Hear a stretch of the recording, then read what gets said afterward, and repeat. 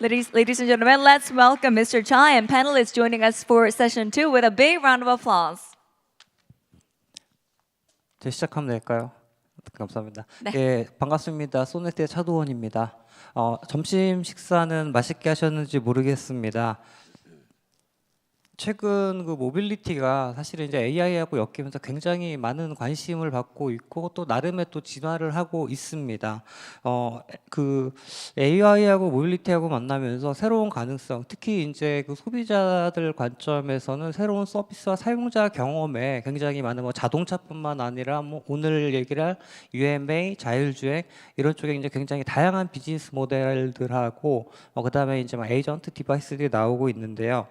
이동의 장애가 사라지고 그 다음에 새로운 경험을 우리가 이제 어떻게 더 즐겁게 모빌리티를 즐길 수 있는지가 앞으로의 관건인 것 같습니다. 이번 세션에서는 자율주행에서 UAM까지 이동 지형의 변화를 알아보도록 하겠습니다.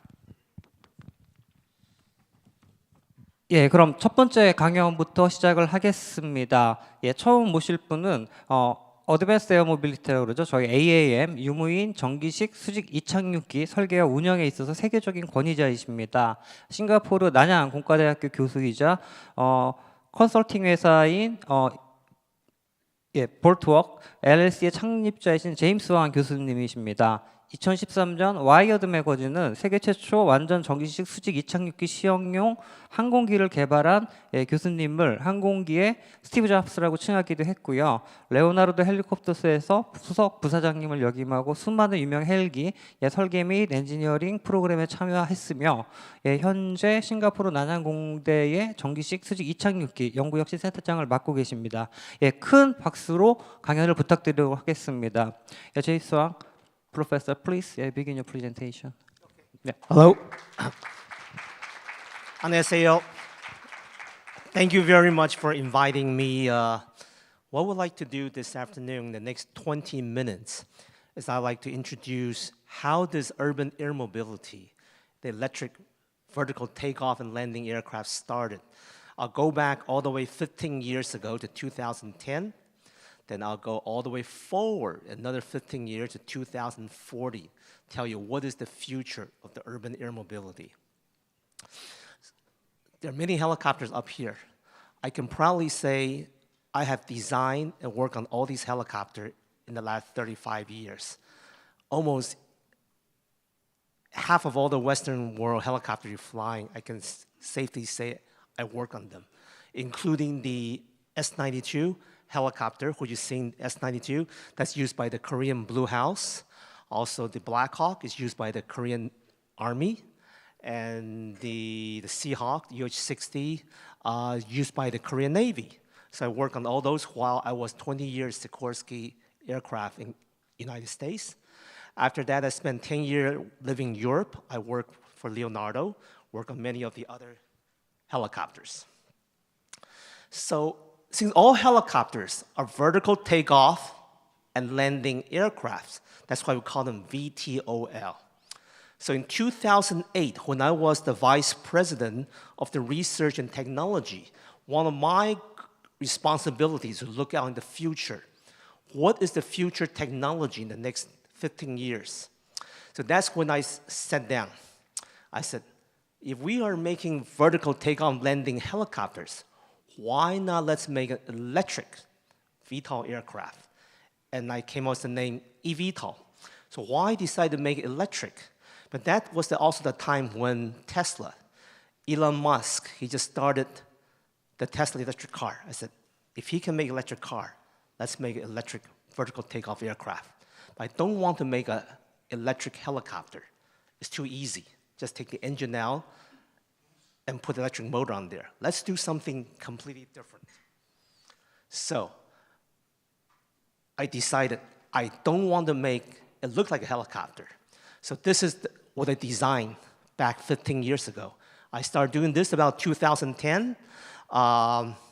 Fully electric, the world's first fully electric vertical takeoff aircraft, completely battery powered. But how long does it fly? 5 minutes only. But that was 15 years ago. The battery was not that good. All the technology is not ready yet. but at least this was the first one. And we designed, built, and flown this thing in only 6 months. That was extremely quick. And one of the partners I decided to work with was Bertone. Bertone is the famous car design company in Italy that designed the original Lamborghini Countach. So I want to merge the aerospace field together with the automotive field to make it look pretty, functional, and gorgeous. So I work with them. That's how it came out as the aircraft, the Project Zero. It can take off vertically like a helicopter. And then once you get in the forward fly, the two rotors turns 90 degrees and can fly like an airplane at 300 kilometers an hour. So that was the world's first tiltable eVTOL aircraft. We started building fully composite. I work with the automotive racing car company called Lola in England. They make the Le Mans 24 racing car. So we made the fuselage completely out of carbon graphite. Now let's go back in the history of the vertical takeoff aircraft. For the last 100 years, back in 1920 to 1940, before the World War I, World War II finished that time, that was when there was a lot of innovation started. But you notice, every one of these dots are named represent a vertical takeoff aircraft. But there was very few between 1920 and 40. Why? Even though it was invented by Igor Sikorsky. The reason they don't have the power to vertical liftoff. But from 1940 to 1970, during the Cold War, a lot of competition between the United States, Europe, and Russia that stimulated a lot of innovation, growth. And then from 1970 to 2010, economic crisis, stock market fails, and people no longer worry about building these vertical flying aircraft because the Cold War was over. So you have a very slow period. Then 2010, that's when I started, why not do the electric? So I built the Project Zero, that's what I call it, because we start from ground zero. After that, it stimulated exponential growth. You see there's many, many new vertical takeoff aircraft. They're all electric powered. I'm very proud to say that, yes, we're able to stimulate the whole new growth. Let's take a look at the startup companies. Back in 2010, we're the first one, the only one. And then 2015, 17, 19, 21, 24, today there are about 1,000 startup companies around the world, all building this electric vertical takeoff aircraft.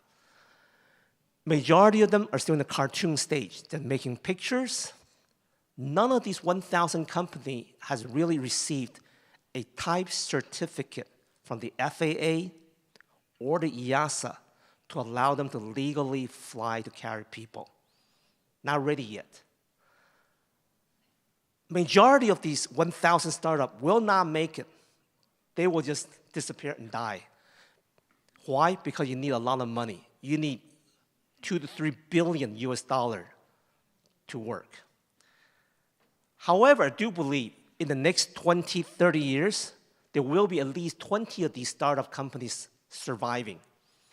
It's just like today's automotive industry. We see Hyundai, we see Toyota, we see BMW, we see Mercedes. There are many, many car companies.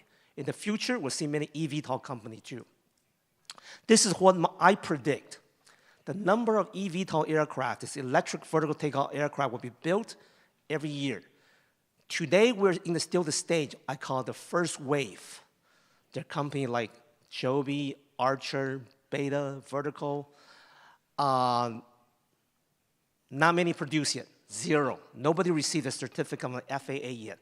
So the first wave, I do believe by about 2026, 2027, they will receive the approval, start flying, and carry passenger in the next 3-4 years. Second mover, that including company like Korean company, Hyundai. Hyundai, it has a subsidiary called Supernal. They're actually building eVTOL design with the Korean backing of the Hyundai. I believe they will become successful and probably start 2028, 29. They're the second mover. Soon, by 2040, we'll see exponential growth. A lot of company at the top. What are these eVTOL aircraft good for? They're good for urban air mobility, air taxi, business travel, VIP, emergency rescue, organ transport, even military, police. There are many opportunities to use them. And the total number of these eVTOL be used, these are my prediction. Again, from 2035 to 2040, you see a rapid growth. So why the delay? The delay is because would you get onto one of those electric aircraft in the next few years? Probably not immediately yet. You want to wait till they mature, they become safe, people need to get used to them, right? Also, how do you manage hundreds and hundreds of these electric aircraft flying over your city, right? So it takes time to really make the regulation works too. But where will they be in the next 10, 20 years? Asia Pacific, right here. This is predicted by Porsche Consulting. 45% of those eVTOL aircraft will be in Asia Pacific, Korea, Japan, China, all the country here. Why? Majority company, 90% of these eVTOL companies are all in United States, in Europe. But why is the business here? Because we have so many population here in Asia. And also Asia is talking about efficiency. Everything we want to be fast and quick. We also, unfortunately, has a lot of traffic issue. That is why this eVTOL aircraft, air taxi, will be extremely popular in Asia. How far can they travel? This is my prediction. Today, we're still in the testing stage. They can only go somewhere between 20 to 80 kilometer range. By 2027, when they get certified, they probably can go anywhere from 50 to 120 kilometer range. There's a band. Why? Because it depends on the design. You have multi-rotor, you have wing, you don't have the wing. So what is going to cause the range to increase? The main reason is the battery. The battery will improve. On the bottom, the specific energy. How much energy can you put in 1 kilogram battery? As battery improves, this lithium battery, like the one used in your iPhone, Samsung phone, the range will improve. 80 kilometers is good enough for intercity like Seoul. Beyond that, we can connect to other cities, from Seoul to the neighbors. These are the little bit older fashion. We've seen them 5, 6 years ago, like the Volocopter. Now they got smart. They're going to add a wing. Why? With a wing, you can travel farther. Everybody's now is going to add a wing to it. So let me talk about, you hear a lot of time, what's energy density, specific energy? They're slightly different. Energy density is how much energy you can put into 1 cubic meter. Specific energy is how much energy you can put into 1 kilogram. Specific energy is what you need to make cars drive longer, farther, eVTOL fly longer. The more energy you can put in per 1 kilogram of weight, the farther it can fly. Let's compare the specific energy of different type of energy source. If you take a look on the bottom left, lithium battery, like the one you use in your mobile phone, very low energy density, very low specific energy. You compare something like the natural gas, propane gas, gasoline, much higher energy density. Hydrogen, excellent, a lot of specific energy. So the future is we like to improve the battery to give you more energy per volume, more energy per weight. So the goal is there. By keep on improving the battery over the next few years, we can travel farther. But we also need to know, when you have the battery inside it, you don't really get to use 100% of the energy. 20 to 30% is lost due to packaging. You have to add a box, cooling. 5 to 10% is lost due to aging. You look at your cell phone after a year of use, you lose a lot of capacity on the phone. And you need some reserve, 25%. You don't want to drive your car or electric aircraft till the battery runs down. So really, only about half of the energy is usable.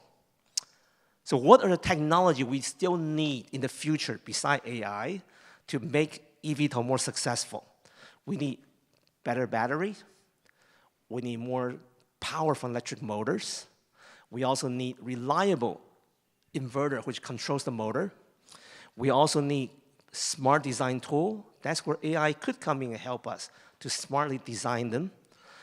We also need autonomous system, and we need stronger, lighter structure. Always the lighter, the better. And we need automated manufacturing. We don't just want to make 200 of these a year. We want to make 200,000 of these a year, so it become more affordable. On the left is the old-fashioned 1960, the Harrier jump jet aircraft. It can hover, invented by the British. On the right is the newest Archer eVTOL. It's done in the Silicon Valley. You look at the difference, much more modern. So you need all these technology to design eVTOL aircraft. You need to be good in structure design, load and vibration, acoustic noise, motor, failure handling, stability, battery, a lot of technology is needed. Currently, even though I'm a professor now, I left the industry because I want to give all my knowledge to the younger generation.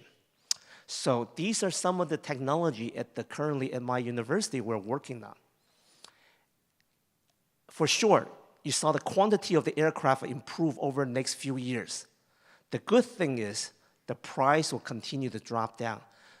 Currently, the eVTOL are estimated to be about $2.5 million each to buy. In the future, the price will go down due to the economic of scale. How much it costs to operate and fly one of these? Today, you can fly in a helicopter from New York JFK Airport or New York Newark Airport directly to the Wall Street, Manhattan, for $195 for 14 miles, 7 minutes. If you drive the taxi, it takes about 1 hour. So it's only 7-minute ride. So let's take the $195 divided by the 14 miles. That comes out to about $14 per passenger per mile today to ride a helicopter. Very expensive. If you ride a taxi, it's only about $3 per passenger per mile. The goal is to run these eVTOL aircraft. Initially, cost maybe $6 to $8 a mile per passenger. Hopefully, once the aircraft price gets down, the battery price becomes cheaper, and then we will be able to offer these rides at $6 or less per passenger per mile. The goal is, of course, by 2035 to make them become competitive just like any taxi. And what will help them go down? On the left side, let me show you what is the operating cost per passenger per mile. Right now, let's say you'll be paying $6 a mile, but the cost to the company is about $5. If on the horizontal axis, we can improve the specific energy. Remember I said how much energy you can put into the battery? We can double it from 200 watt-hour per kilogram to 400. The price will drop down. Also, you notice how long does your phone last? Usually about 1 or 2 years, the battery, right? You charge them a few hundred times, then they become dead. If we can improve our battery such that instead of lasting 500 charges, it can last 1,000 charges, then the price will also go down. These are some other things we need to worry about to consider when we design this future air mobility aircraft. Safety, reliability, because you'll be putting your children into one of these. Acoustic noise, you don't want to have this noisy aircraft flying above. Public acceptance. Is it okay if you look up the sky, you see 100 of these flying over the sky? Cybersecurity, hijacking. Could people hijack one of these eVTOL aircraft? Now you're going to have so much lithium battery. How do you recycle them? And how do you integrate with other airlines and cargos, drones flying the sky in the future? So what is the future? So before I close up in the remaining 2 minutes, let me show you a video of the next project I work on weekend and having fun. So this is what I do for fun. So I designed this vehicle just recently. Can we have the sound also? Thank you.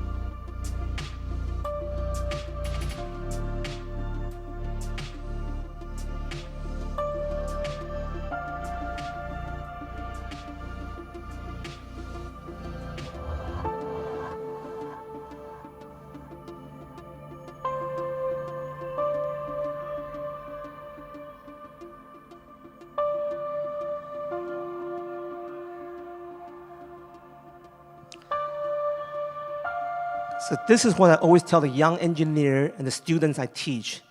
If it can be dreamed, it can be built. Thank you very much. Thank you, presentation. 예, 정확히 시간을 맞춰서 끝내주셨습니다. 우리 제임스 왕 교수님께서는 죄송합니다. EV톨에 대한 전반적인 히스토리와 경제성, 그 다음에 시장 전망, 그 다음에 미래까지 완전 디테일하게 말씀을 해주셔가지고요. 전반적인 굉장히 좀 저에게 도움이 된 것 같습니다. 예, 다시 한번 큰 박수 부탁드리겠습니다. 예, 다음으로 오늘 두 번째 연사님을 모시겠습니다. 예, 대한민국의 대표적인 기업이죠. SK텔레콤에서 글로벌 솔루션 UAM 추진 담당이신 김정일 부사장님을 모시겠습니다. SKT는 현재 한국형 도심항공 교통 실증 사업인 KUMN 그랜드 챌린지를 주도적으로 이끌고 있는 기업인데요.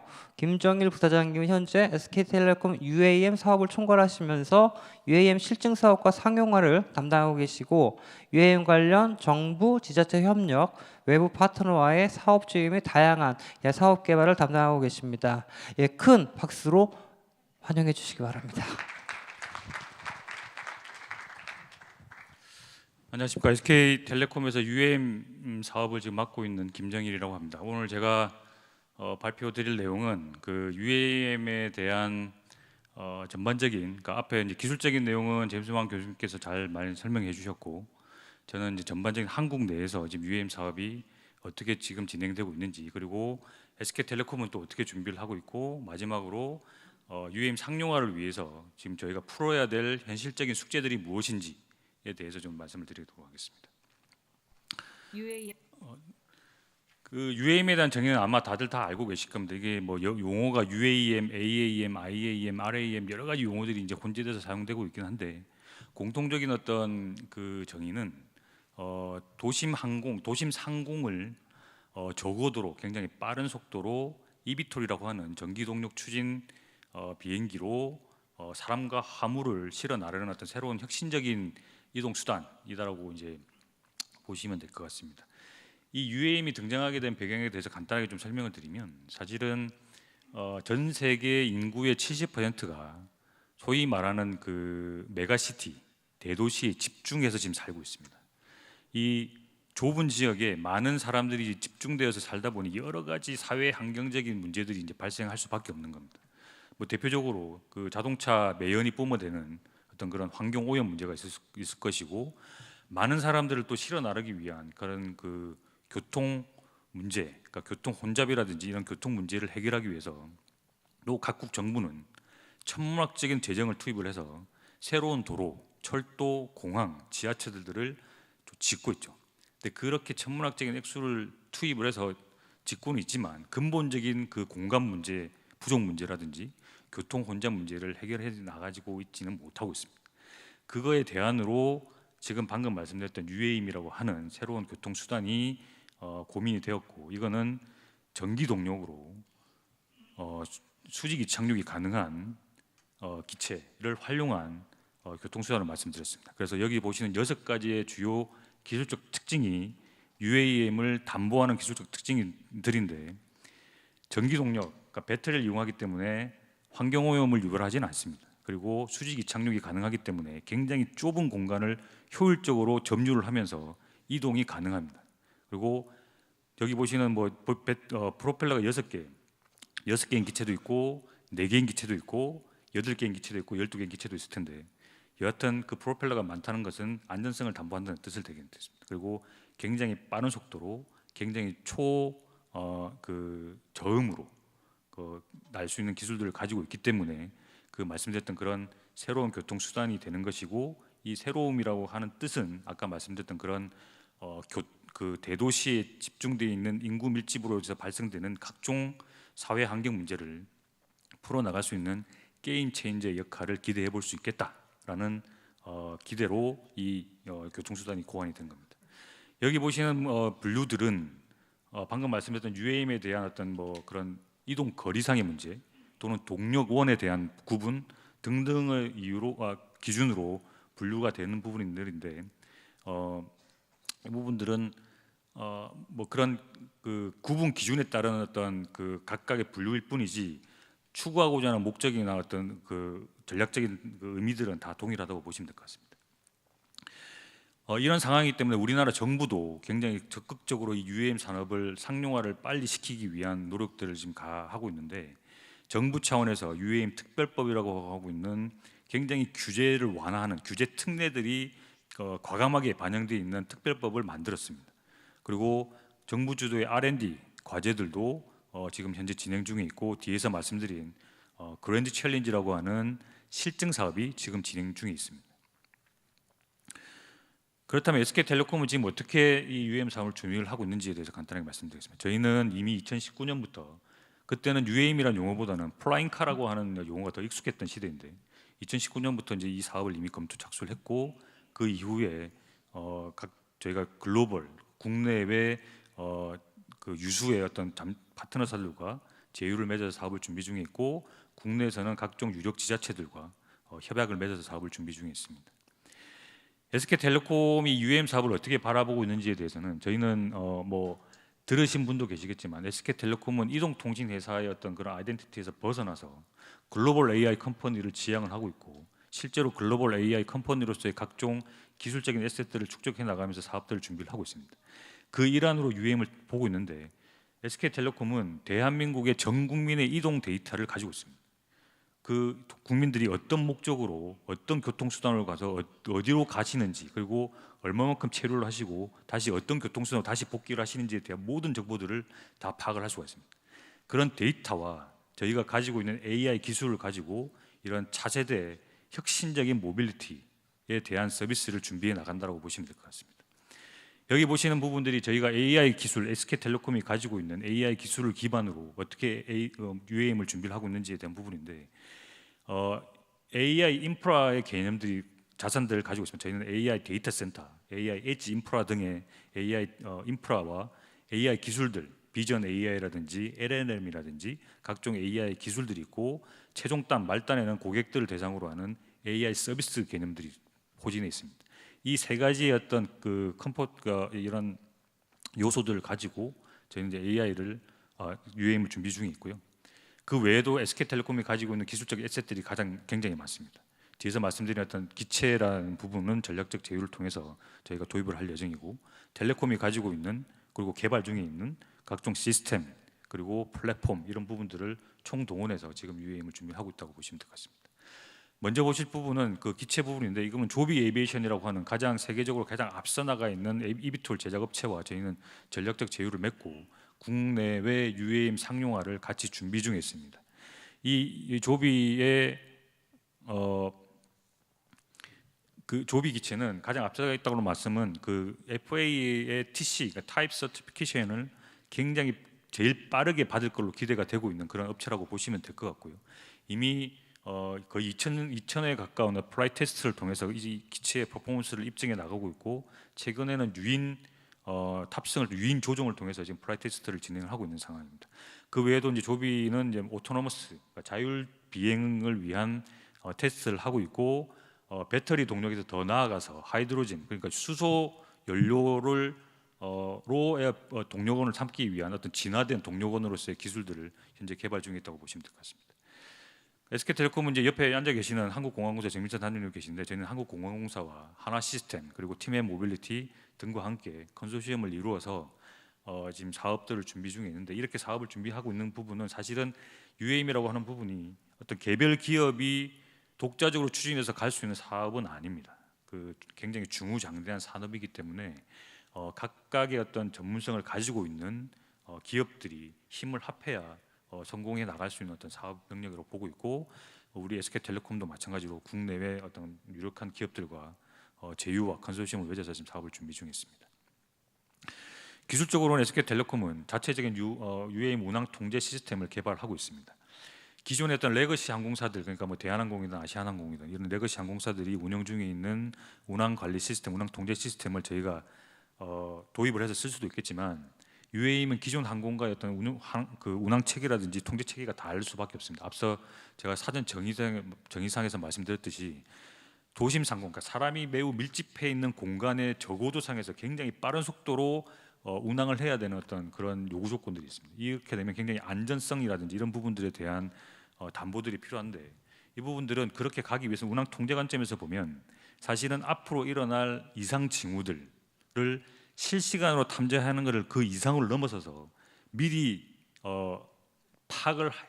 예측을 할 줄 알아야 됩니다. 그 예측을 한 뒤에 그 리스크가 파악이 되면 예측이 되면 다시 대체 경로를 다시 입력을 해서 파일럿이 그걸 회피해서 갈 수 있도록 사전에 알려줘야 되는 그런 기술들이 요하게 됩니다. 그런 것들을 반영한 운항 통제 시스템을 만들고 있다고 보시면 될 것 같고 간단한 동영상 하나 시청해 보시겠습니다. 미래 도심의 하늘길을 열어줄 도심항공 모빌리티. SK텔레콤이 통합 UAM 서비스를 위한 핵심 기술들을 제공합니다.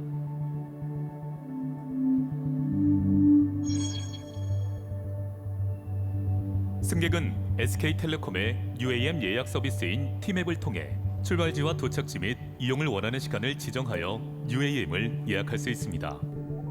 승객의 예약 정보는 운항관리 시스템으로 전송됩니다.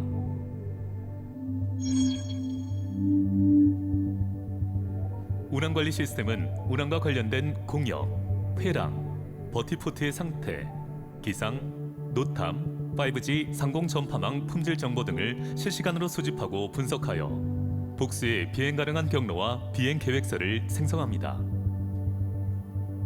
4DT 경로 추천 기술과 사전 안정성 검증을 통해 안전하고 빠른 경로를 자동으로 선정하고 경로 지점별 정확한 도착 시간을 예측하여 비행 정시성을 제공합니다.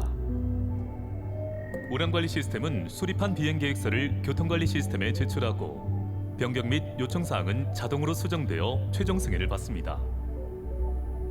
최종 승인된 비행 계획 및 일정은 기장에게 전송되고 기장은 수신된 비행 계획을 확인합니다.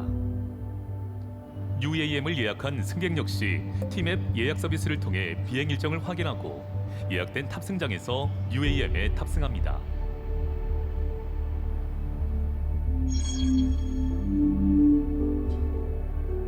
SK텔레콤의 AI 기술을 통해 적어도 도심지상에서 항로 이탈, 충돌 등의 위험을 사전에 인지하여 안전한 운항을 지원합니다.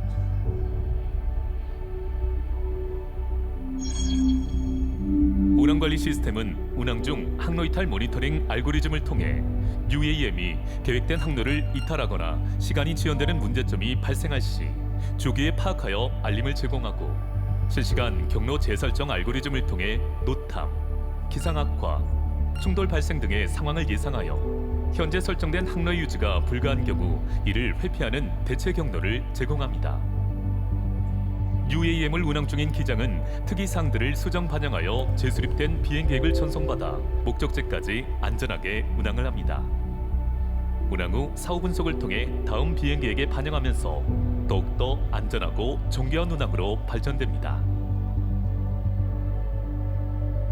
SK텔레콤은 안전하고 편리한 통합 UAM 서비스를 통해 미래 모빌리티 시대를 선도하겠습니다.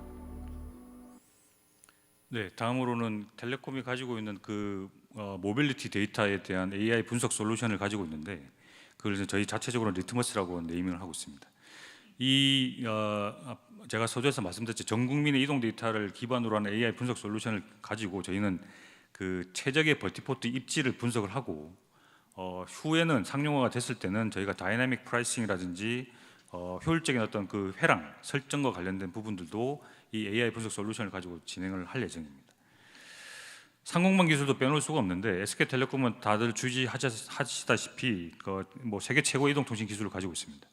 대한민국 정부는 다른 나라의 어떤 UAM과 다르게 차별화된 포인트로 UAM의 상공망에 이동통신 기술을 접목하고자 하는 노력들을 하고 있습니다. 그 일환으로 SK텔레콤도 UAM에 접목할 수 있는 이동통신 기술, 상공망 기술을 개발 중에 있고 관련해서 지금 초기 실증 중에 있다고 보시면 될 것 같습니다. 또 하나는 SDSP 시스템을 지금 같이 개발하고 있는데 이 부분은 사실 운항 정보 지원 시스템이라고 보시면 됩니다. 이게 공간에 대한 정보, 그다음에 기상에 대한 정보, 여러 가지 장애물에 대한 정보, 소음에 대한 정보 이런 부분들도 UAM이 도심 상공에서 운항하기 위해서는 굉장히 필수적인 정보고 적시에 적절한 인포메이션들이 제공이 돼야 됩니다. 그래서 이런 부분들도 지금 SK텔레콤이 개발하고 있는데 SK Telecom, which provides the world's best 5G air network quality, is focusing on developing SDSP to support the safe operation of UAM. SKT SDSP offers information on weather, noise, obstacles, and 5G air network quality based on spatial data. This enables the design of optimal flight paths and vertiport locations for UAM operations. Additionally, it enhances user convenience through the 3D visualization and statistical functions of the analytical data. SDSP provides various information based on 3D GIS data. First, it identifies and visualizes obstacles that may vary depending on the flight altitude. 시간 관계상 이 동영상 좀 SKT 스킵을 SDSP 하도록 provides 하겠습니다. high resolution. 이 SDSP는 아까 제가 방금 말씀드렸듯이 그런 운항 정보 지원에 대한 부분들을 마찬가지로 AI 기반으로 어떤 예측을 하고 적시에 적절한 어떤 정보를 제공해 주기 위한 시스템을 만들고 있다고 보시면 될 것 같고요. 또 하나는 마스 플랫폼을 같이 준비하고 있습니다. 이 부분은 TMM의 모빌리티라고 하는 저희 관계사와 같이 준비를 하고 있는데 UAM이 앞서 제가 굉장히 혁신적인 교통수단이라고 강조를 드리긴 했지만 UAM 자체로 스탠드 언론으로는 사실은 이 밸류를 풀리 실현해 나갈 수는 없습니다. 왜냐하면 고객 입장에서는 퍼스트 마일과 라스트 마일이 UAM이 될 수는 없습니다. 자기 어떤 본인의 집에서 버티포트까지 가야 되는 퍼스트 마일이 있고 도착지 버티포트에서 최종 목적지까지의 라스트 마일이 존재를 합니다. 그 퍼스트 마일과 라스트 마일을 심리스하게 교통수단이 제공되지 않으면 UAM은 그 자체의 어떤 밸류를 상실할 가능성이 굉장히 큽니다. 그거에 대한 어떤 비근한 예가 한강의 수상 택시를 예를 들 수가 있습니다. 그 수상 택시도 사실은 소리 소문 없이 없어지게 된 것도 그 퍼스트 마일과 라스트 마일의 불편함 때문에 그런 겁니다. 그래서 저희는 이 마스 플랫폼에도 굉장히 심혈을 기울여서 지금 준비 중에 있다고 보시면 될 것 같습니다. 로드맵 차원에서는 유즈 케이스는 여러 가지 유즈 케이스를 생각해 볼 수 있습니다. 패신저 관점에서는 에어포트 셔틀도 있을 것이고 아니면 그 시내 시티 트랜스포트도 있을 것이고 그런 패신저 관점에서 그리고 공공사업 관점에서 그다음에 물류 관점 이런 여러 가지 영역에서 저희가 유즈 케이스들을 지금 현재 고민 중에 있고 이런 상용화를 위해서 먼저 지금 시작을 하고 있는 게 기체 안전성 테스트와 통합 운영 테스트를 목적으로 하고 있는 그랜드 챌린지라고 하는 실증 사업이 지금 진행 중에 있습니다. 그 부분은 개활지가 완료하게 되면 내년에 이제 준도심, 도심 이런 단계들로 진행될 예정이고요. 지자체하고도 협력이 지금 활발하게 진행되고 있습니다. 마지막으로 그 UAM 상용화를 하기 위해서 지금 현실적으로 직면하고 있는 숙제들에 대해서 좀 말씀드리겠습니다.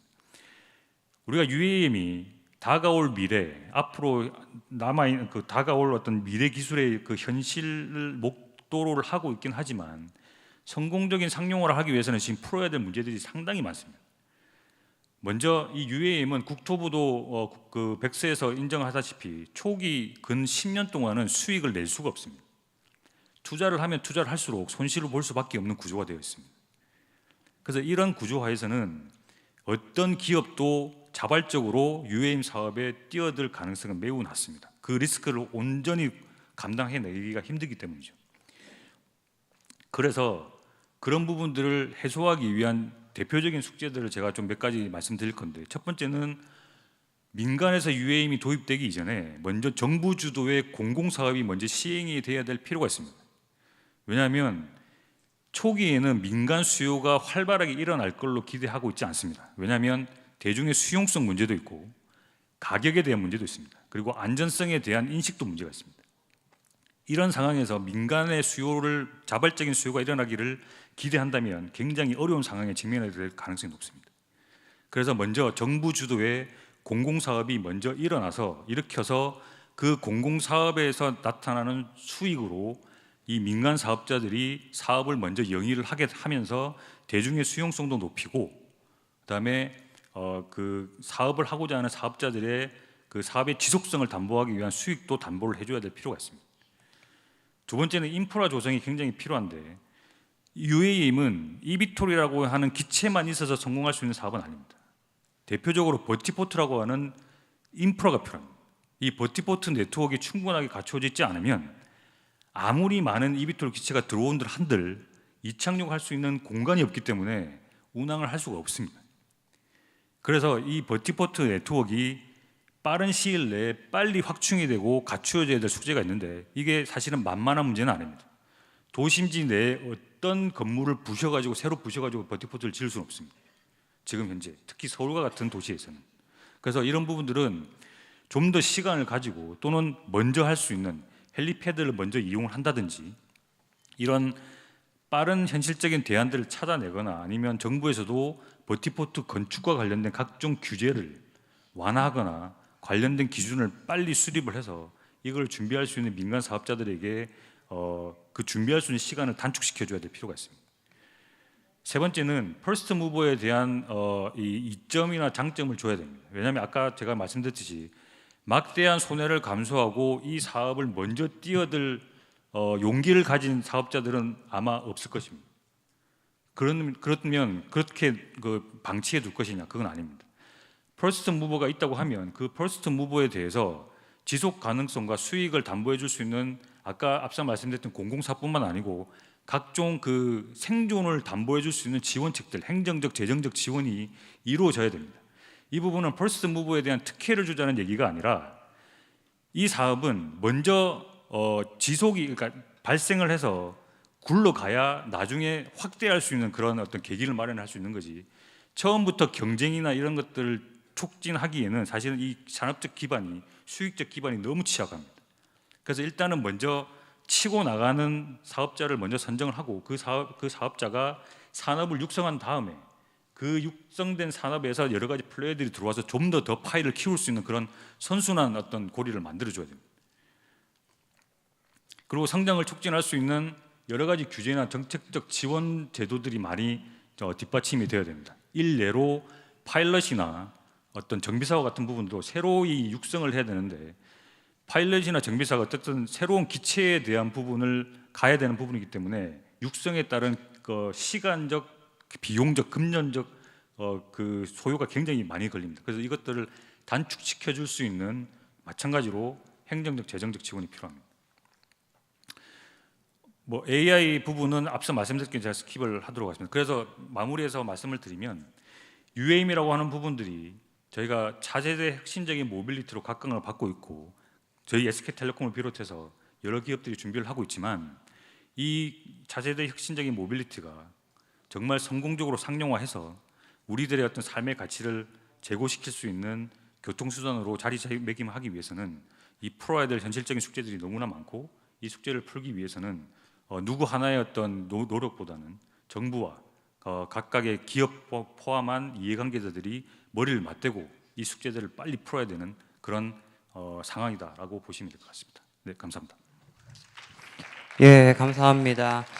김정일 부사장님께서는 SK에서 현재 실행하고 있는 UAM 관련 AI 관련 데이터를 제일 많이 가지고 있는 부분을 좀 강조를 해주셨고요. 그쪽에서 이제 어떻게 어플라이를 하고 있는 어플리케이션을 개발하고 있는지와 함께 국내 사업 전반, 그랜드 챌린지 전반 그리고 무엇보다도 이게 이제 정부의 역할이 굉장히 중요하다는 역할을 말씀을 해주셨고요. 그 부분은 이따 질문 시간 때 다시 한번 질문을 드리겠습니다.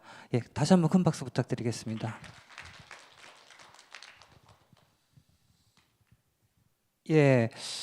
마지막 발표를 진행을 하겠습니다. 연사님은 현재 한국공항공사에서 UAM 사업과 김포공항 종합개발사업을 총괄하고 계신 정민철 IAM 이노버티브 에어 모빌리티 사업단장님이십니다. 단장님은 공항의 운영, 설계, 항공 분야 전략 수립에서 20년 이상의 경력을 쌓으신 베테랑이시고요. 현재 UAM 그라운드 인프라 구축 전략 업무를 추진하고 계십니다. 김정일 부사장님께서 버티포트하고 이제 헬리패드를 말씀을 하셨는데요. 이제 그쪽하고 좀 연관이 많으시고요. 현재 그 버티허브죠. 버티허브라고 부르고 있는데요. 김포공항 버티허브는 타당성 조사를 통과를 해서 인허가 단계까지 와 있습니다. 그러면 정민철 단장님을 모시고요. 좀 더 자세한 이야기를 듣도록 하겠습니다. 큰 박수로 부탁드리겠습니다. 안녕하십니까. 소개받은 한국공항공사의 정민철입니다. 한국공항공사라고 하면 공기업이고요. 정부가 100% 지분을 가지고 있고 전국에 14개 공항을 운영을 하고 있습니다. 앞으로는 더 많이 운영을 할 것 같고 버티포트도 운영을 하고 있는데 한국공항공사가 왜 UAM, AAM이라고 불리는 새로운 미래 모빌리티에 가느냐. 저희 설립 목적 1조에 보면 한국공항공사는 항공교통 수송을 원활하게 운영하도록 노력하는 기업이다 이렇게 되어 있어요. 그래서 공항이라는 곳은 여객들이 비행기를 타고 내리는 장소이거든요. 한국공항공사는 그런 것들을 잘 건설, 운영, 관리하는 기관인데 UAM이라는 게 자동차냐 비행기냐의 그 개념의 단계에서 논란이 있어 왔었는데 최근에는 이게 비행기로 결정이 되었습니다. 전 세계의 모든 규제 기관이나 유엔 산하의 민간 항공 기구, 다른 기관들도 UAM은 항공기다. 항공기에 맞는 규제와 절차와 제도, 관련 법도 그것을 따른다라고 되어 있기 때문에 한국공항공사 UAM을 뜨고 내리는 장소를 관리하는 곳, 건설 운영 관리하는 것도 공항의 일부라고 보고 한국공항공사는 여기에 한 5년 전부터 열심히 준비를 하고 있습니다. UAM이 하늘을 날아다니기 위해서는 꼭 세 가지가 필요합니다. 전설환 교수님께서 그 항공기, eVTOL 항공기를 잘 만들고 있고 40년 정도 되면 많이 생길 거고 지금도 많은 기업들이 준비를 하고 있다라고 얘기하는 항공기가 있고요. 두 번째로는 뜨고 내릴 수 있는 장소가 필요합니다. 이착륙장, 공항하고 유사하죠. 공항하고 유사한 곳과 세 번째로는 저희 공항에서 관제하는 것처럼 교통관리하는 시스템과 운영하는 사람들이 필요합니다. 이 세 가지 요소가 꼭 필요한데 저는 두 번째 요소인 이착륙장 중심으로 설명을 드려보도록 하겠습니다. UAM 좋은 미래 산업이고 많은 관심들을 가지고 많은 기업들이 준비를 하고 있다라고 설명을 드리고요.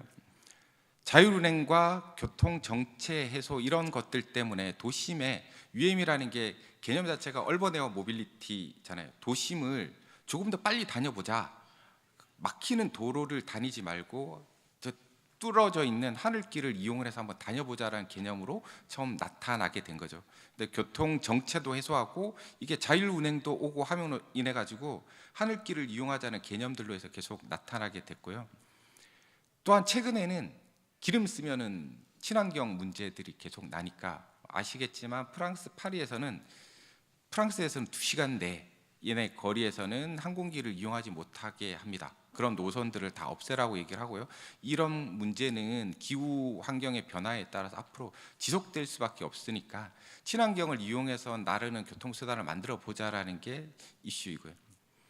탄소 배출의 가장 생산 운영 모든 단계에서 가장 UAM이 적은 탄소를 배출할 수 있다는 수단으로 설명을 드리고 사회적으로도 요즘은 트렌드 2024 트렌드 코리아에 나온 얘기인데요. 시성비 시대라고 얘기를 하죠. 시간의 가치가 그만큼 중요하다라는 말씀을 드리고요.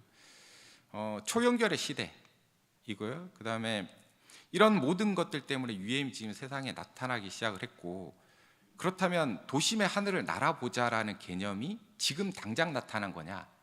70년 전에 미국에서는 헬기로 공항까지 옮기는 서비스들이 있었습니다.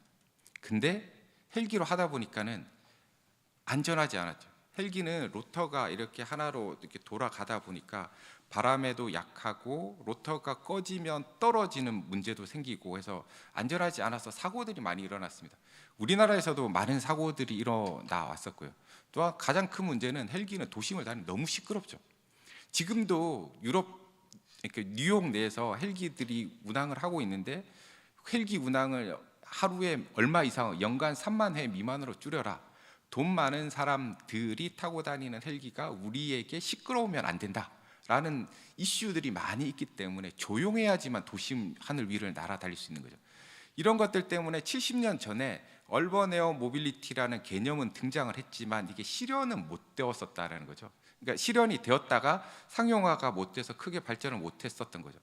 그런데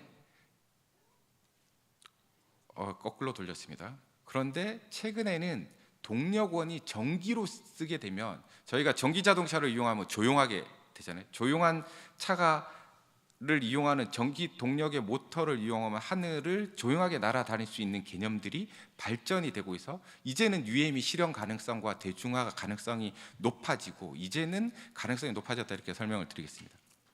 그렇다고 지금 당장 우리가 도시화나 지역 교통, 그러니까 지역 같은 교통의 해결 수단으로서 UAM이 과연 이 교통의 정체를 다 막을 수 있을 건가? 하루에 4명을 태우고 다니는 조그만 비행기가 사람을 얼마나 태우고 다녀야지 도로에 있는 차들을 적게 만들 수 있을까?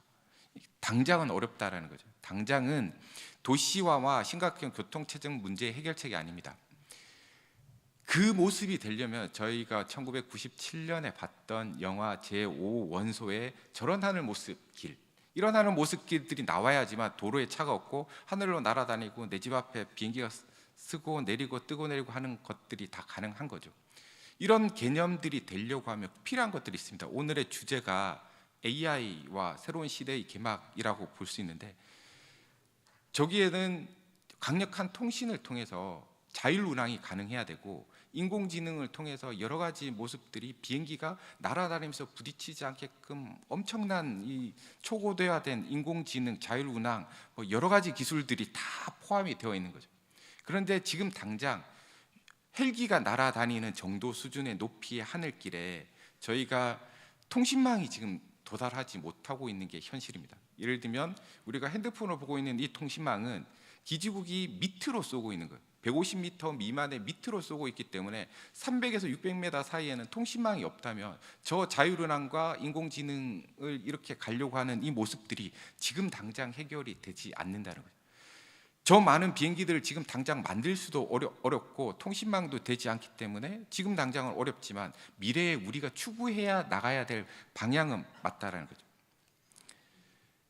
그러면 UAM은 지금 당장 저런 모습들이 아닌데 왜 UAM이라는 이름을 붙였느냐? 그건 이제 처음에 우버라는 회사가 2016년도에 우버라는 택시 플랫폼 회사가 택시들을 우버의 플랫폼을 운영하다 보니까 도심의 하늘길을 이용했으면 좋겠다라는 개념으로 얼번 에어 모빌리티, 도심의 30km 내지 40km 정도 복잡한 거리를 움직이는데 가는 거니까 이런 단어들을 썼는데, 이 단어가 이제는 더 확장되고 있고 변화되어 가고 있는 거죠. 도심에서만 운영하기보다는 이게 지역 간 이동하는데 조금 좋지 않느냐, 약 1시간 아니면 2-3시간 거리에 가는데 한 100km 정도 가는 거리에서 UAM을 타고 한 30분만 날아가면 좋은 교통수단이 되지 않을까. 여기에다가 도심에도 날아다니고 지역에도 날아다니는 RAM, 리저널 에어 모빌리티를 합쳐서 둘 다를 가능하게끔 하는 어드밴스드 에어 모빌리티라는 단어는 어떤가. 제가 속해 있는 조직을 저희 이름을 IAM이라고 지었는데요. AAM이라는 단어는 어드밴스 에어 모빌리티, 미국 FAA, 미국 연방 항공청이 만든 이름이고, IAM이라는 유럽의 항공안전청, 유로피언 에이비에이션 세이프티 어소시에이션인가, 유럽 항공안전청이 만든 그런 단어들이라서 서로 다른 건데, 이 유럽에서 만든 단어들은 인터내셔널이라는 개념이 조금 더 들어가 있습니다. 접근교통과 인터내셔널이라는 개념이 들어가 있어서 얘를 IAM이라고 부르기 때문에 저희는 조금 더 큰 범위에서 IAM이라고 부르는데, 이렇듯 개념이 계속 확장되어 가고 있다는 거죠. 이게 확장되어 간다, 개념이 달리 사용하고 있다. 처음에 도심의 교통을 해결할 수 있는 수단보다는 저희가 생각할 때는 UAM이라는 것은 공공교통, 수요 응답형 교통, 관광 이런 목적에 더 효과적이지 않을까라고 생각을 합니다. 초기 버전에는. 그래서 저희들은 UAM이라는 것을 전기, UAM 항공기, eVTOL 항공기는 헬기는 헬기인데 조용한 전기 모터로 가는 전기 헬기다라는 개념으로 저희들이 계속 설명을 많이 하고 있기도 합니다. 특히 국회에서 세종시까지 가는 저 정도 거리, 가운데 뭐 수원도 있고 기흥도 있고 여러 군데 있는데, 여러 기업의 CEO님들께서 김포공항에 자가용 비행기를 가지고 일본이나 다른 데 가실 때는 1시간 만에 아주 쉽게 가십니다. 근데 차로 오실 때는 아무리 대기업의 총수님들이시라도 막히는 올림픽대로는 어쩔 수가 없는 거죠. 그런 곳에서 가장 효과적으로 사용되시지 않을까. 30분 만에 김포공항까지 올 수 있다. 수원이나 아니면 저기 대전 정도에서 30분, 1시간 만에 올 수 있는 그런 교통수단이 가장 효과적으로 활용될 수 있다라고 생각을 하고 있습니다.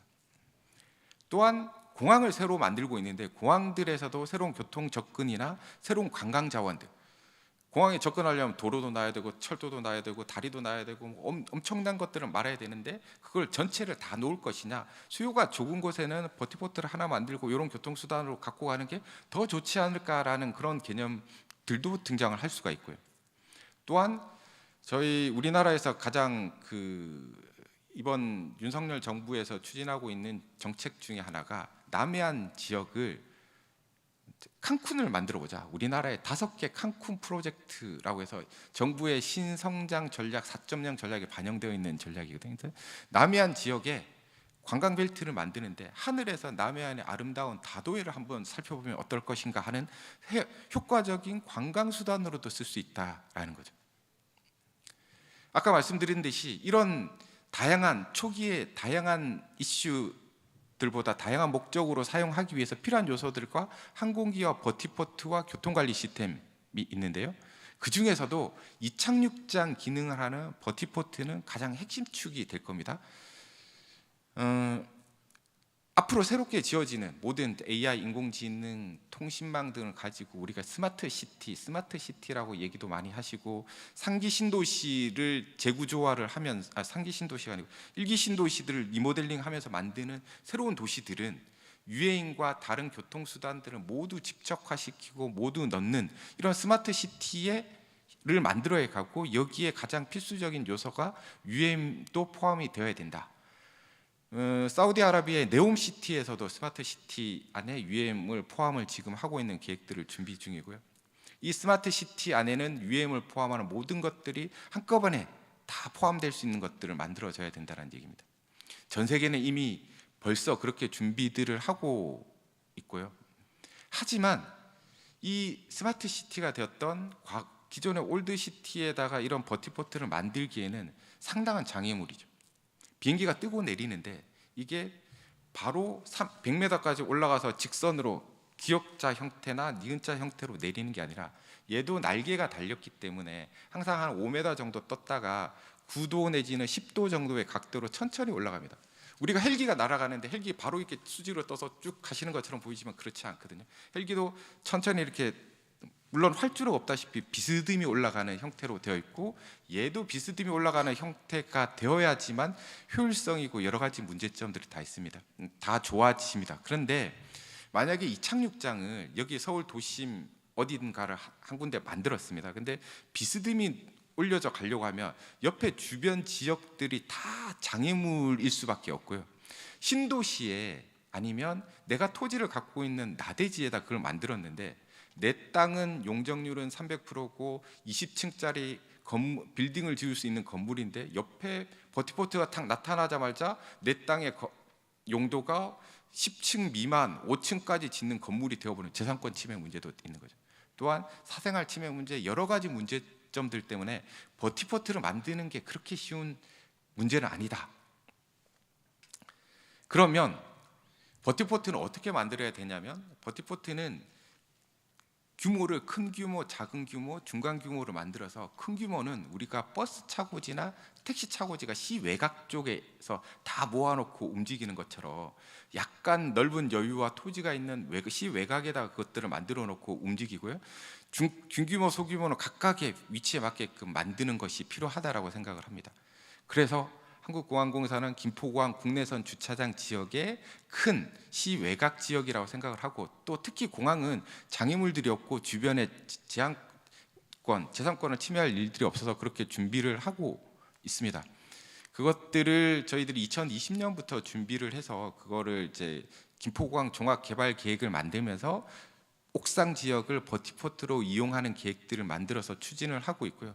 물론 여기에는 지하철하고 다 연결되는 개념들이 되어 있고 그림으로 보시면 최근에 이런 김포공항 국내선 주차장 지역을 이런 그림으로 이렇게 만들 거고 현재 국가 예비 타당성 조사를 통과를 했고 지구지정 고시가 돼서 이제 본격적인 설계 단계에 들어간다 이렇게 보시면 되실 것 같습니다.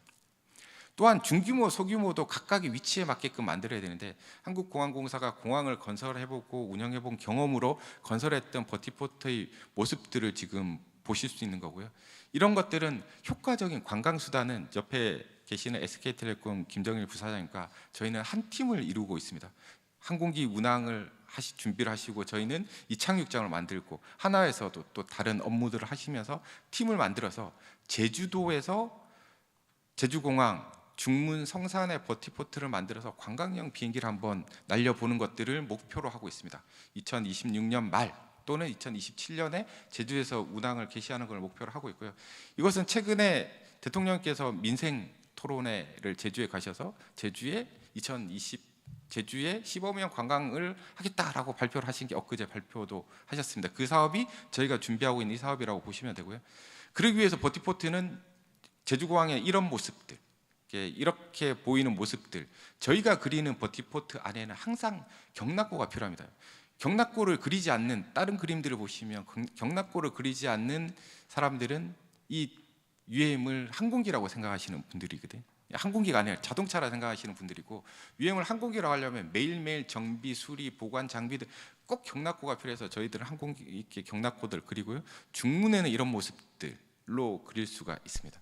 이 어떤 모습으로 그려지는지를 한번 잠깐 동영상 한번 보실게요.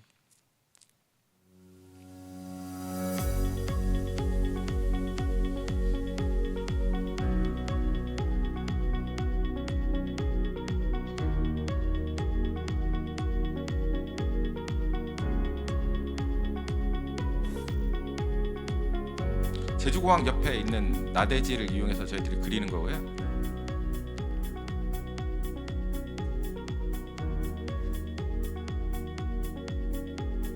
제주에서 사업은 조비의 기체를 이제 활용할 예정이고, 초기에는 아마 저렇게 그 유행 기체가 있는 것만 보더라도 하나의 관광적인 요소가 돼서 저렇게 카페나 뭐 이런 것들도 같이 포함하는 계획들을 지금 세우고 있는 거고요.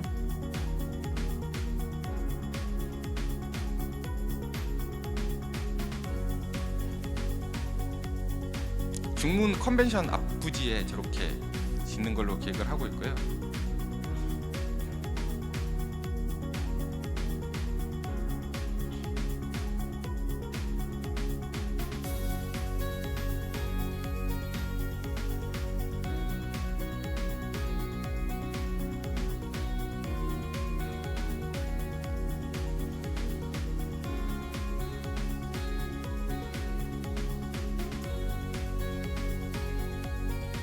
성산학에는 지금 주차장 지역에서 밑에 1층은 주차장으로 활용을 하고 2단을 올려서 위쪽의 옥상들을 UAM 버티포트로 이용하는 저런 개념들을 그리고 있습니다. 여기까지 보시고요. 시간 관계상. 근데 또한 이 버티포트라는 것들, 이런 개념들을 하는데, 이 버티포트는 이렇게 사람 4명 타고 다니고 하루에 어느 정도 이용할지 모르지만 기존 공항에 운영하는 것처럼 수많은 사람들을 운영 요원들로 쓰게 되면 이게 과연 타당성이 나올 수 있을 건가가 항상 문제가 되는데요. 이런 버티포트들은 디지털 트윈으로 해서 중앙 원격 집중 제어식으로 움직여야 된다라고 하는 것들이 저희가 개념이고, 디지털 트윈 버티포트를 만드는 것이야말로 버티포트로 효율적으로 통합 운영 관리하는 데 필요한 개념이라고 말씀드리겠습니다. 저희가 생각하고 있는 디지털 트윈 버티포트의 개념들이고, 이 안에 보이시는 이 그림은 한국공항공사가 김포공항에 지어놓은 것들을 대상으로 디지털 트윈 버티포트를 지금 만들어 놓은 거고, 저렇게 UAM 항공기가 날아가는 것들을 다 가상으로, 그러니까 현실과 디지털에 모사를 해서 만드는 것들을 지금 준비를 하고 있는 상황입니다. 디지털 트윈 버티포트로 만들어야 된다는 얘기고요. 이 디지털 트윈 버티포트는 시설물 유지 관리도 하고 비행기 교통 관제도 하고 여러 가지 모습들을 다 할 수 있다라는 말씀을 드리는 거고요. 마지막으로 교통관리, 항공기 얘기 드렸고 버티포트 얘기 드렸고, 교통관리는 모든 분들이 일본 전문가들 분께서라도 디지털 트윈, 그러니까 교통관리에 대해서는 드론 교통관리 시스템과 좀 헷갈리시는 분들이 많습니다. UTM, 언맨드 트래픽 매니저먼트라고 하는 UTM 시스템과 UAM 교통관리를 좀 헷갈리시는데, 제가 밑에서 가는 드론 교통관리가 위로 올라가는 거는 아니고, 위에서 항공기가 가지고 있는 저 CNSI, 항공기를 관제하기 위해서는 항공기와 통신이 필요해서 커뮤니케이션, 항공기가 자기가 어디 가는지를 알기 위해서는 내비게이션, 그 위치를 알 수 있는 내비게이션 시스템과, 지상에서 관제를 하기 위해서는 항공기의 위치를 정확히 파악할 수 있는 레이더 같은 것들을 위한 서베일런스가 있어야 되고, 기타 기형 지상 정보들이 필요한 것들을 항공에서는 이것들 CNSI라고 줄여서 부르는데, 이 항공기 CNSI를 그대로 갖고 와야지만 UAM 교통 관리가 가능하다라는 말씀을 드리는 거고요. 이것들은 저희가 잘 하고 있고, 수위라는 시스템을 만들어서 잘하고 있고, 김포공항에서 시연도 해봤고, 그래야지만 기존에 하늘에 날아다니는 것들이 드론도 있고 항공기도 있는데, 그 가운데 UAM이 날아다닐 건데 서로 간의 정보들을 교환받고 주고받고 통제를 해야지만 안전한 하늘길이 만들어질 수 있는 것들이라서 그것들을 저희들이 준비를 잘 하고 있고 테스트도 해봤고 올해 말에 안전성 테스트를 한 이후에 제주부터 준비를 할 거다 이런 모습을 드리고요. 그런 모습들은 이렇게 보일 수 있다는 말씀을 드립니다. 이상으로 준비된 설명을 모두 마치도록 하겠습니다. 감사합니다. 예, 발표 감사드리겠습니다. 공항공사의 역할, 그다음에 버티포트 이용과 그다음에 향후 계획, 그다음에 UAM 활용 예상 활용도 디지털 트윈을 말씀해 주셨고요. 그다음에 특히 기억에 남는 게 사실 비전공자분들은 헷갈릴 때가 많거든요. UAM, RAM, IAM, AAM 등이 있는데 유사가 혼용되어 있는데 이런 부분들을 정확히 설명해 주신 데 너무 감사드립니다. 지금부터 세 분과 함께 디스커션을 좀 시작을 하겠습니다. 사실 저희가 지금 처음 만난 게 아니라요. 한 3주 전부터 계속 오가면서 이렇게 디스커션하고 어떤 걸 질문할까를 준비를 했는데 세 분께서 발표를 하시면서 질문을 다 말씀해 주셨어요. 질문에 대한 대답을. 그래갖고 제가 좀 나름대로 생각했던, 저도 이제 관련 프로젝트를 하면서 궁금했던 점, 많은 분들이 궁금했던 점을 좀 질문을 드리겠습니다. 첫 질문은 제임스 왕 교수님께 좀 드리고 싶은데요. 세 분의 질문에 공통적인 단어가 하나가 있습니다. 사회적 수용성이라고 얘기하는 소셜 억셉턴스 부분인데요. 실제로 뭐 자율주행차도 사회적으로 받아들이는데 좀 시간이 걸렸고요. 그다음에 이제 많은 연구가 있지만 일반인들이 자율주행을 타고 즐기기 위해서는 결국은 실제로 경험을 해봐야 된다라는 게 이제 많은 연구에서 밝혀지고 있는데 실제 UAM, eVTOL 같은 데서도 소셜 억셉턴스가 이슈가 되고 있습니다. 소음, 안전, 그다음에 저도 아직 기체를 타보진 못했지만 굉장히 많은 기체들은 해외에서 많이 봤거든요. 국내에서도 봤고요. 근데 선뜻 기존 비행기와 비교하면 타기가 좀 겁나더라고요. 근데 이런 부분들을 어떻게 해소를 하고 활용도를 앞으로 높일 수 있을까? 그 부분을 이제 제임스 왕 교수님이 아무래도 경험이 많으시고 그다음에 eVTOL이라는 단어를 또 이제 또 만드신 분입니다. 그런 부분을 한번 소셜 억셉턴스를 어떻게 높일 수 있는지에 대한 이야기를 나누어 주셨으면 합니다. You mentioned there are a couple things. One is noise pollution, right? That's the easiest one. But fortunately, these eVTOL aircraft, because they're electric power, though they're supposedly, every eVTOL company claim they're quieter than the conventional helicopters. If you look at San Francisco and Paris, they do not allow helicopters to fly or land inside the city because of people complaining noise. Olympic was just in Paris a few months ago this year. They did not allow eVTOL to demonstrate there because the Parisian people were against it. So there are no eVTOL demonstrated. Noise is one thing. The other second term you may not have heard of. It's called visual pollution. What is visual pollution? Visual pollution is, do you want to look up the sky every time and you just see everything? All the eVTOL flying over sky. I call that visual pollution. So what is going to take for people to overcome? I think that's why Asia probably will be the place to have the first eVTOL, because I think the Europeans, the American, I think they will probably oppose it more. While in Asia, we want everything to be efficient, to be fast, to be quick, right? We want to get things done. That's why I think Asia, in countries like Japan, Korea, especially China, to go from one end of the Beijing to another side can take you 2 hours. To Shanghai takes a long time. While if you're flying one of the eVTOL aircraft, can only take you 5-6 minutes. So I think the benefit will probably outweigh the visual and the noise pollution.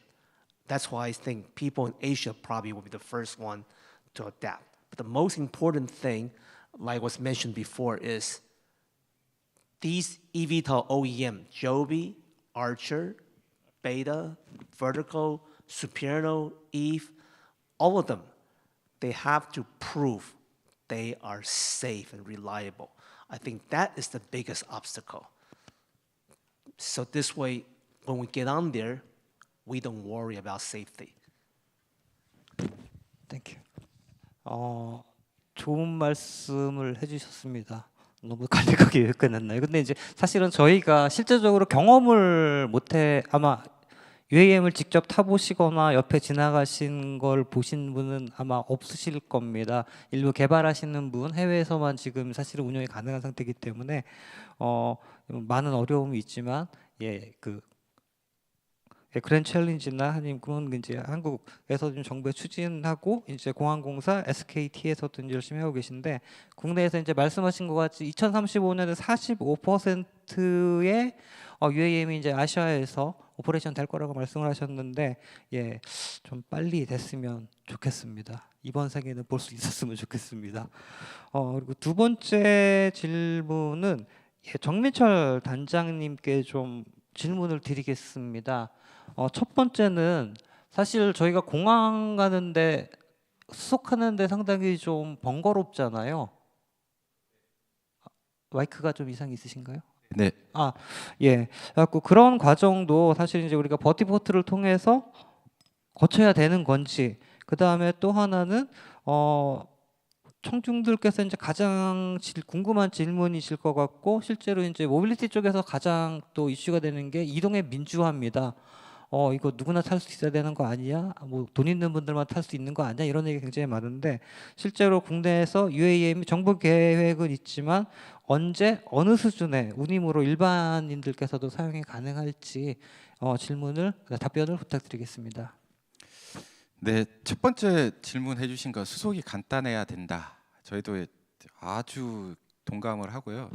이게 조그만 비행기를 하나 타는데 보안 검색도 해야 되고 신분 검색도 해야 되고 신분 확인도 해야 되고 여러 가지 절차들을 만들면 비용도 충분히 운영하는 기관 입장에서 비용도 많이 들어갔겠지만 승객 입장에서는 차라리 그냥 택시나 버스 타고 가지 왜 저걸 타고 가야 되냐의 개념이 생길 수밖에 없습니다. 가서 또 기다려야 되지 여러 가지 문제점들이 생겨서 지금 현재는 그런 모든 새로운 교통수단의 법과 제도 절차들이 지금 만들어지고 있는 단계고 저희들이 정부와 함께 그런 기준들을 만들고 있는데 저희들은 항상 이것들은 필요 없는 거다. 그러니까 물론 항공 안전을 위해서 필요하다고 주장하시는 분들도 계시지만 이게 하나의 모빌리티가 되려고 하면 이런 보안이나 신분 확인이나 이런 절차들은 좀 없어져야 된다라고 생각을 합니다라고 주장을 하면 기관들 간의 이견이 조금 있습니다. 안보와 국강을 남북 분단 대치 상황에서 그런 것들을 중요하게 생각하시는 분들께서는 꼭 필요하다라고 얘기를 하시는 분들도 있지만 하나의 예를 들면 전 세계에서 그 비행기를 탈 때 국내선 비행기를 탈 때 물론 국제선은 다 유엔 산하의 민간 항공 기구가 모든 절차들을 다 똑같이 만들고 있기 때문에 그렇지만 국내선 비행기를 탈 때 저희들은 신분 확인을 다 하지 않습니까? 그러니까 앞에 들어가실 때 신분증 주세요, 항공권 주세요 하는데 미국 같은 데는 그런 거 안 하거든요. 그러니까 법과 제도의 절차는 그 나라의 환경과 기준에 따라서 만들면 되는 거고 eVTOL과 UAM이 그런 수속을 간단하게 하는 절차가 꼭 필요하다고 보고 저희도 정부를 도와서 지금 지원을 만들고 있어서 앞으로 그런 것들을 그렇게 만들어 나갈 계획이고 그렇게 항상 주장을 하고 있다 이렇게 설명을 드리는 걸로 대신을 답변을 하도록 하고요. 두 번째 가격을 가지고 언제 탈 수 있느냐라고 얘기를 하시면 솔직히 말씀드리면 저도 잘 모른다 이게 정답이겠지만 저희가 이제 2027년 6년 말이나 7년에 대통령님께서 제주에서 시범 사업을 하겠다라고 말씀을 하셨고 저희들 옆에 계는 김정일 부사님하고 SK텔레콤 하나와 같이 열심히 준비를 하고 있는 입장에서 초기에 그 돈을 얼마나 받아야 될 건지에 대해서는 저희들이 지금 모든 것들을 계산을 하고 있는 단계인데 단 하와이에 여러분들이 가시면 하와이나 그랜드 캐니언에 가시면 30분 내지 40분 헬기 투어 하시는데 약 한 $380 정도 내시거든요. 1인당. 근데 그 정도 수준보다는 적게끔 저희들이 운영하는 것들을 지금 고민을 하고 있고 그러기 위해서는 모든 것들이 준비돼야 지원도 있어야 되고 준비도 있어야 된다라고 생각을 드리고요. 그 다음 단계 저희가 초기에 관광형으로 생각하는 그런 단계 이외에 2040년 경쯤 돼서 모든 사람들이 타고 다닐 수 있을 때쯤이면 지금의 모든 비행기들의 가격대가 대량 양산 체제 되면서 지금은 현재 비행기 한 대당 5밀리언 얘기를 합니다. 한 65억 내지 70억 정도 얘기를 하고 있습니다. 그런 비행기 가격들이 쭉 떨어지게 되면 아까 황 교수님이 말씀하셨던 것처럼 킬로미터당 한 3,000원, 2,000원, 3,000원 여기서 뭐 한 50km 가면 10만 원, 그 정도 수준에서 운영되지 않을까라고 생각을 하고 있습니다. 이거는 물론 택시 한 대당은 아니고요. 사람 한 명당 타는 비용을 그 정도 된다 이렇게 생각을 하시고요. 여기서 예를 들면 저기 그 김포공항에서 그 잠실까지 가시면 요즘 택시 타시면 한 5만 원 정도 좀 나올 거고요. 아마 모범 타시면 7, 8만 원 좀 나오시는데 한 10만 원 정도면은 타고 갈 수 있지 않느냐 뭐 이런 개념으로 생각을 해주시면 좋을 것 같다고 생각을 합니다. 이상입니다. 예, 감사합니다. 저희가 뭐 택시라든가 뭐 카풀이라든가 뭐 라이드 풀링, 라이드 쉐어링 굉장히 이제 그라운드는 다양한 모델이 있는데요. SKT에서 이 상용하실 때 좀 좋은 모델 좀 싸게 나왔으면 좋겠습니다. 마지막으로 김정일 부사장님께 좀 질문을 드리겠습니다. 사실 UMA라는 게 민관 산업 같이 움직여야 되는 부분이기 때문에 아까 잠시 말씀을 하셨지만 제도 정책 규제 없는 걸 만들어야 되는 거고 국제 규제도 아직까지는 셋업이 안 됐기 때문에 굉장히 어려운 부분이 있는데요. 그 과정에서 과연 우리나라 정부에서 아까 몇 가지 예를 들어 말씀을 해주셨지만 현 시점에서 가장 중요한 규제 정책은 어떤 게 있는지 생각하시는 부분을 답변을 부탁드리겠습니다. 그 사실은 가장 중요하다라고 이렇게 꼽을 수 있는 상황은 아니라고 봅니다. 지금 제 개인적인 생각은 사실은 짚어야 될 부분들이 굉장히 많습니다. 제가 발표에서도 말씀드렸지만 하나의 문제만 해결된다고 지금 저희가 풀어야 될 숙제들이 하나 순차적으로 다 풀리는 것이 아니라 동시다발적으로 지금 다 풀려야 되는 부분인데 방금 우리 저기 말씀 주셨지만 규제라고 하는 부분, 특히 기준이라고 하는 부분은 사실은 우리나라 정부가 독자적으로 할 수 있는 부분은 사실은 없습니다. 왜냐하면 우리나라가 FAA나 이아사처럼 독자적으로 그 기준을 만들 수 있는 어떤 그 뭐 이렇게 말씀드리는 표현이 좀 이상할 수 있는데 실력이 있다고 한다면 독자적으로 만들어서 빨리 나가면 사실 제 입장에서 베스트입니다. 다만 우리나라는 아직까지 그런 수준이 아니기 때문에 FAA나 이아사가 만드는 기준을 따라갈 수밖에 없습니다. 그걸 중고로 해서 우리나라의 어떤 기준이나 규제나 법을 만들 수밖에 없는데 다만 이게 조금 속도가 느리다고 볼 수 있습니다. 다른 나라에 비해서 예를 들면 호주라든지 일본이라든지 이런 나라들은 FAA가 대표적인 예를 들면 FAA가 지금 밟고 있는 뭐 조비라든지 아처가 밟고 있는 TC라고 하는 형식 증명이라고 하는 이 기준을 동시에 밟아 나가고 있습니다. 그러니까 FAA의 기준을 동시에 허용을 하면서 FAA가 억셉트를 하고 있는 것들은 거의 컨커런트하게 그냥 일본하고 호주 같은 가망 당국 같은 경우는 받아들이고 수용을 하게 됩니다. 근데 우리나라는 아직까지는 그런 지금 체계가 아닌 상황입니다. 그래서 조금 그런 부분들이 늦게 진행되고 있다는 부분이고 이게 단순하게 기준이나 규제나 제도를 늦게 만든다는 차원이 아니고 TC가 이루어지면 그 이후부터 순차적으로 예를 들면 조종사 자격 기준과 관련된 부분, 정비사의 자격 기준과 관련된 부분, 버티포트의 어떤 설계 기준이라는 부분들이 순차적으로 이루어지게 됐습니다. 그러니까 결국은 그 하나하나들이 다 순차적으로 다 지연이 된다는 얘기죠. 그 지연되는 만큼 사실은 상용화가 지연된다는 의미고 이 지연의 의미는 사업적인 관점에서 보면 사업을 준비하는 민간 사업자 입장에서 보면 엄청난 불확실성이 되는 거예요. 언제 상용화가 될지 모르는 그 시점을 불확실한 상황에서 대규모 자본을 투자를 해서 이 사업을 준비를 할 수는 없습니다. 그러니까 그런 부분들이 빨리 클리어하게 진행돼야 되는데 규제나 기준, 제도 이런 부분들은 방금 제가 말씀드렸듯이 우리나라가 독자적으로 할 수 없는 상황이긴 하지만 이 안에서 가장 최선의 방법은 빨리 FAA나 이아사의 기준들을 거의 동시에 수용을 하면서 인정해 나가는 속도를 빨리 진행을 해야 되는 부분이 하나가 있습니다.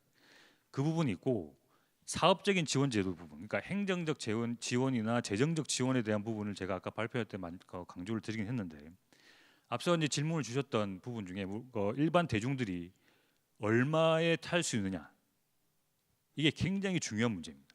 민간 수요가 얼마만큼 자발적으로 일어날 것이냐, 빠르게, 굉장히 중요한 문제인데, 지금 시점에서 저희가 텔레콤도 내부적으로 다 연구를 하고 분석을 하고 있는데, 구체적인 숫자들을 말씀드릴 수는 없지만 굉장히 비관적입니다.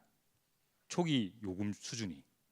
왜냐하면 들어가는, 제가 발표할 때도 말씀드렸지만 지금 스테이지에서 투자를 하면 투자를 할수록 적자 폭이 엄청나게 커질 수밖에 없는 구조이기 때문에 이 구조는 굉장히 복잡한 산수입니다. 뭐 사업자 입장에서 들어가는 비용들, 뭐 기체 도입 비용, 조종사 인건비, 버티포트의 랜딩피, 여러 가지 이것들이 다 이제 비용에 걸려 있는 문제들인데, 이 부분들이 초기 스테이지에서는 감당이 안 될 정도로 그 비용 수준이 굉장히 높습니다. 그런 상태에서 만약에 그 요금이라고 하는 부분은, 초기의 요금이라고 하는 부분은 일반 대중이 수용하기 힘들 정도의 요금 수준이 나올 수밖에 없습니다.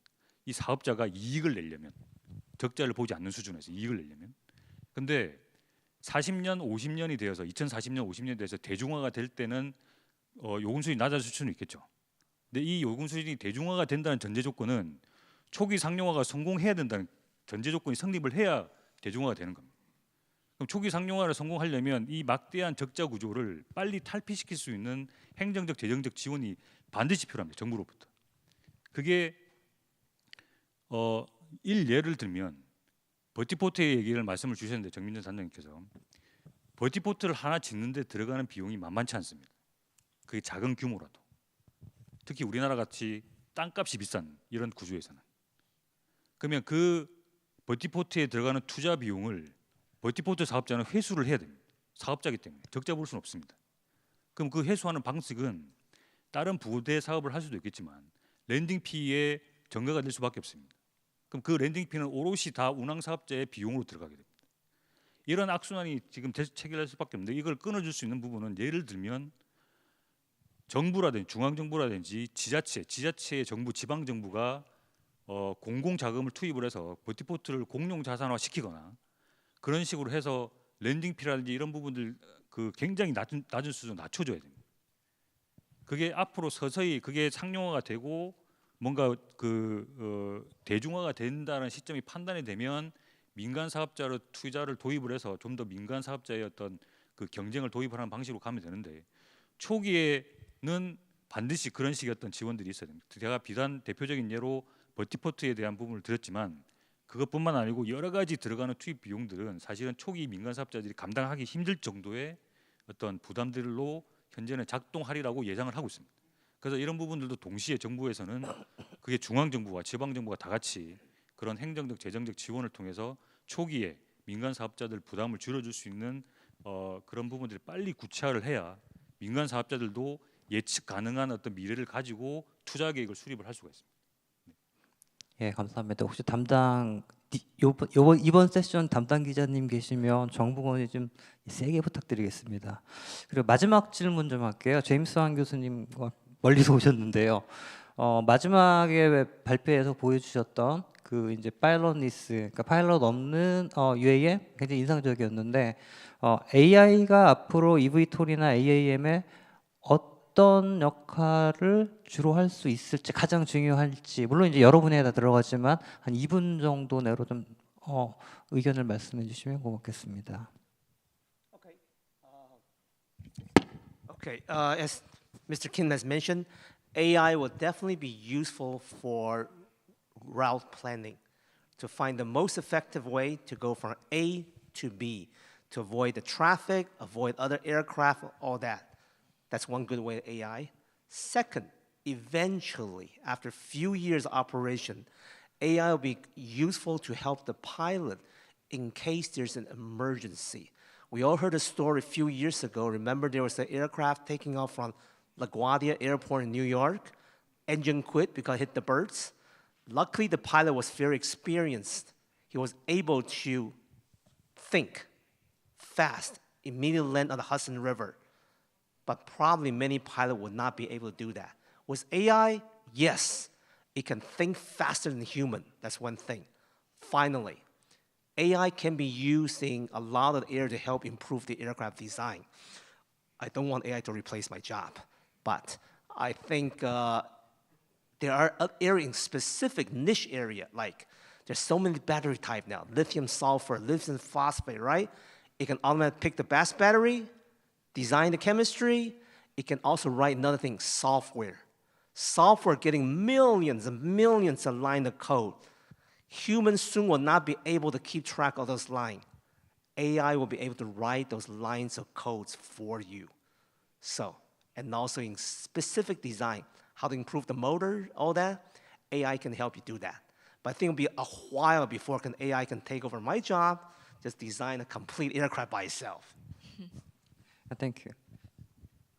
예, 시간이 없어서 이제 맞춰야 될 것 같은데요. 많은 혁신에 관한 발표들이 오늘 진행이 되고 있지만 사실 모빌리티 쪽은 굉장히 오랜 시간이 걸립니다. 개발에도 오래 걸리고 뭐 다른 분야도 마찬가지로 규제라든가 특히 이제 소셜 억셉턴스 부분도 필요하면서 투자, 그다음에 이제 우리의 생활이라든가 직업 패턴까지 바뀌어 버리기 때문에 사회적인 저항도 있고 굉장히 어려운 분야입니다.